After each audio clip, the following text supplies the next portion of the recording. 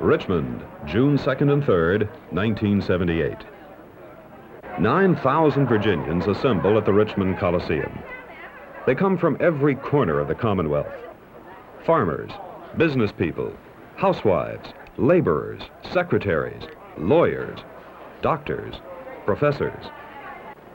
They are young, middle-aged, and senior citizens, black and white. As representative, a group of the population has ever gathered for one purpose.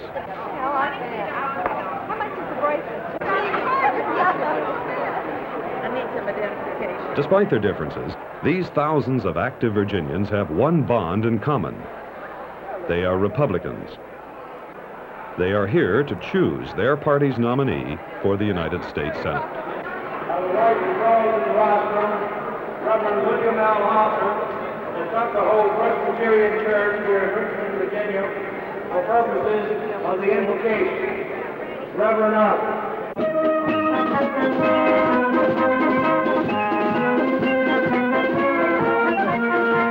This is the 1978 convention of the Republican Party of Virginia, the largest political convention in terms of delegates assembled ever to be held in the nation's history. These delegates and alternates come to this convention filled with enthusiasm for their role, excited about taking part in the future of their state and nation. Republicans in Virginia are riding on a wave of momentum unlike anything seen in this century. The Grand Old Party continues to claim the governor's mansion, having elected its third consecutive Republican governor. Sharing that victory was the party's candidate for Attorney General.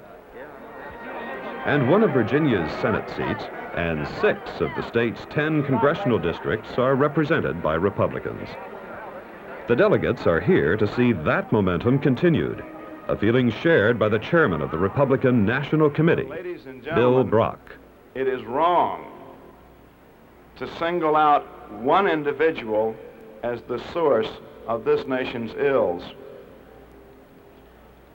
Please don't let your neighbors forget that no president in our history has ever spent one dime that was not authorized by the Congress of the United States, enacted one regulation that wasn't approved by the Congress of the United States, employed one bureaucracy that wasn't created by the Congress of the United States. And it is in Congress that we've got to restore the American dream and the leadership to achieve it. Here, in this arena, 4 prominent Virginians have come to seek the convention's approval. Only one can win.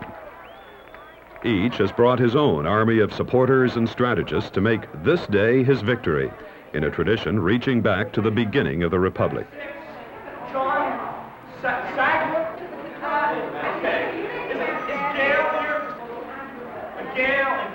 Gail and Jack is 9. Deborah, I need to talk to you. Today's decision has been preceded by months of organization, travel, speeches, handshaking, and just plain talk, all of which has produced partisan supporters, and no one man is assured a victory. The scene is set, but despite the choice to be made, there is a unity of spirit, a determination that the Republican nominee will go on to win in November. John Dalton, governor of Virginia. You are all going to be contesting for delegates in accordance with the democratic process. And that process is seldom calm and deliberate. That process is highly competitive. Enthusiasm and emotion are at a high pitch. And before the final vote, all of you will have become strong-minded partisans. I would remind you that it is more important that the final choice of this convention be elected than it is that your particular candidate be nominated at this convention.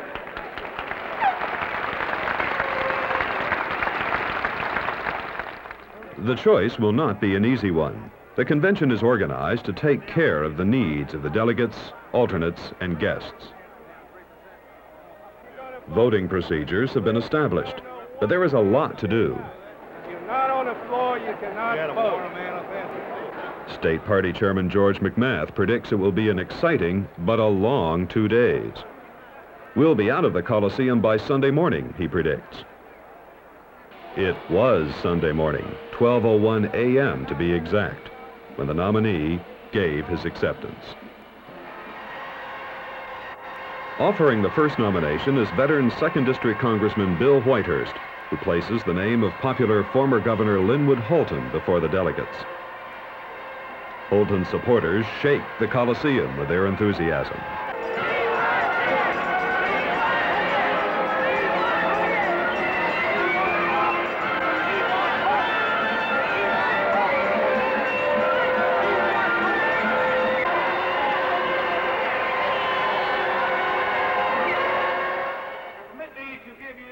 Former 10th District Congressman Joel Broyhill then nominates John Warner, former Secretary of the Navy and head of the American Revolution Bicentennial Administration. I have reviewed John Warner's stand on every issue of the day and every imaginable and conceivable issue of the future. And it has proven to me that John Warner's political philosophy is identical with that of our Republican congressional delegation. That is one of the reasons why I'm supporting John Warner.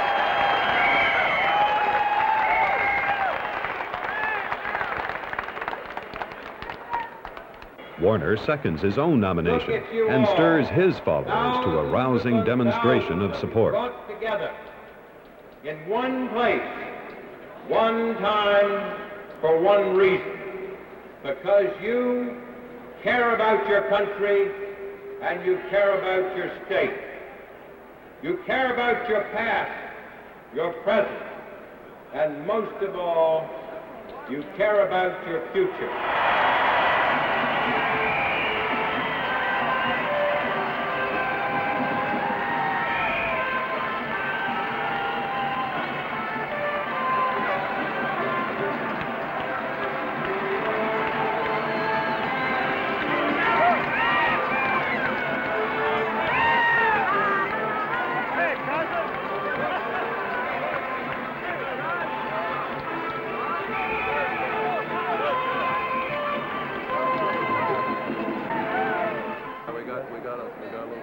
One of the most widely respected Republicans in Virginia, former Governor Mills Godwin, then takes his turn at the podium.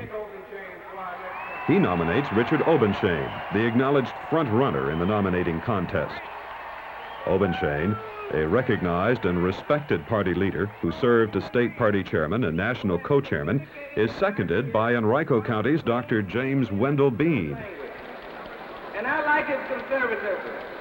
His belief that a government that wastes our money also wastes our lives and future. Let's send Dick to the Senate.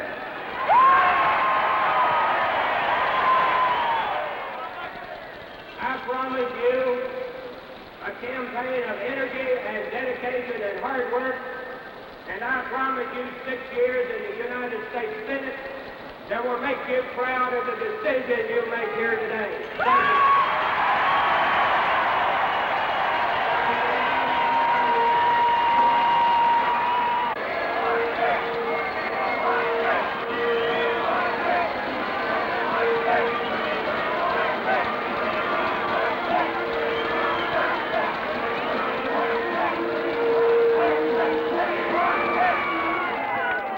The distinguished state senator of Bridgewater, Nathan Miller, is the last to be nominated.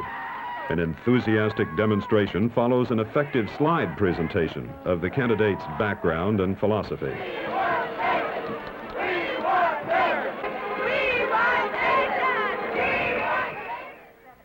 The whoopla over for a while, it is nail-biting time. The hour of decision is near as each delegation is polled, their tallies reported, and the results announced. Senator Miller, 97.43. For Mr. Obenshain, 81.54.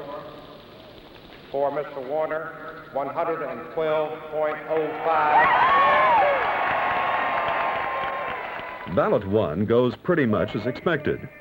Obenshain is just short of his predicted 1,200 votes and about 350 shy of the number needed for nomination.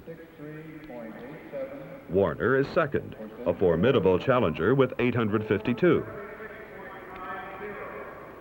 Not far behind, Holton polls 780, while Miller shows strength with 251.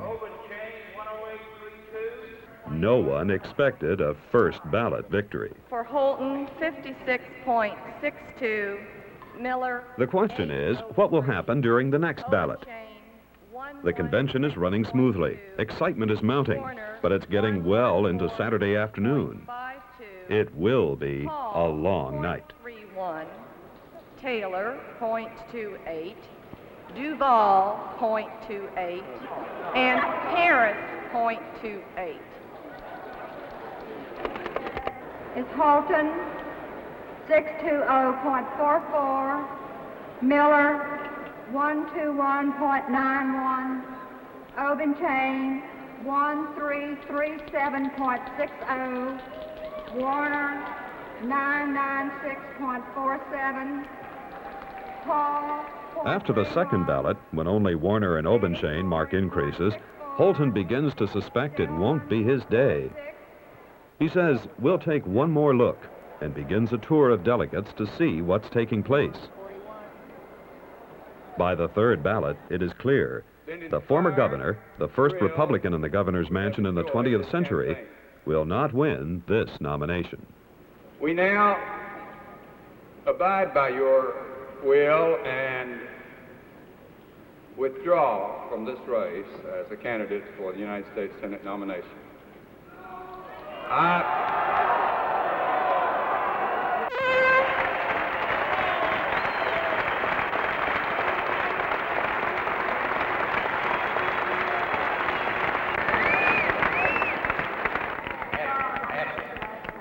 Well, that's the way we're going to do it, all the way. Good enough. Bye-bye. Warner and Obenshain forces now go into high gear to try to swing the Holton delegates. Miller anticipates a deadlock between Obenshain and Warner, with himself as the tiebreaker. After the fourth ballot, Obenshain still needs 20, and Warner is crowding close behind. Miller's votes are the key. At the end of the fifth ballot, he comes to the platform and says, "Let the convention work its will." Only Warner and Obenshain are left. The pressure continues to convince delegates one way or the other as the convention nears its sixth ballot. We all voted together on that basis. And John Parker said was speaking on behalf of Warner. And so in case you want to hear, are there any... For Warner and Obenshain, the tally is critical. Only one can emerge this time. For the faithful, it is a time of high anxiety. And then it's over.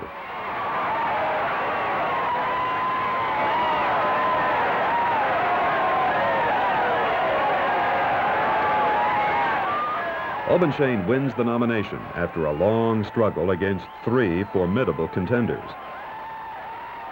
Underscoring the friendliness of this battle, it is his closest rival, John Warner, who reaches the podium first and asks the convention to make the nomination unanimous. Amid the roars of approval, the nominee fights his way forward, greets the roaring crowd, and accepts the nomination. Greatness of this party, the reason we've been stacked here to the rafters with this enthusiasm is because of our commitment to the great historic fundamental principles of Virginia. And thousands of Virginians are here today because of that commitment of our party. And thousands more are waiting around the state of Virginia for this campaign to take to them the message of the principles and the strengths that the Republican Party of Virginia offers to this state and also offers for constructive leadership to the United States of America.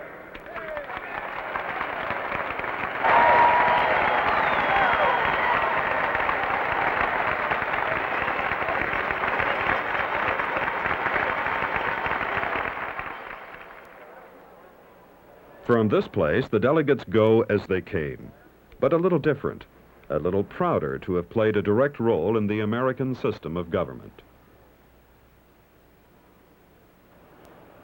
Thursday, August 3rd, Virginians of all political persuasions were shocked and saddened to learn of the death of candidate Richard D. Obenshain and two companions. This tragedy brought a halt to all political activity in the state. On Saturday, August 12th, the 74 members of the party's State Central Committee convened in Richmond and nominated John Warner, the man who had lost so narrowly in the June convention, to carry on. Warner, recognizing the challenge of his task, picked up the banner with a determination to proceed toward a Republican victory. I am honored to have received my party's nomination for the United States Senate, for I have always wanted to represent Virginia's Republican philosophy in the Congress of the United States, the philosophy of limited government, of individual freedom, of a free economy, and above all, a strong national defense. These are the principles I have held all my life, and now I'm proud to have the opportunity to carry them forward as Virginia's Republican nominee for the United States Senate. The trail that began in Richmond went through turmoil and tragedy, but led finally to victory. A victory not only for the party and its principles, but for all Virginians. The greatness of this party, the reason we've been stacked here to the rafters with this enthusiasm is because of our commitment to the great historic fundamental principles of Virginia. And thousands of Virginians are here today because of that commitment of our party. And thousands more are waiting around the state of Virginia for this campaign to take to them the message of the principles and the strength that the Republican Party of Virginia offers to this state and also offers for constructive leadership to the United States of America.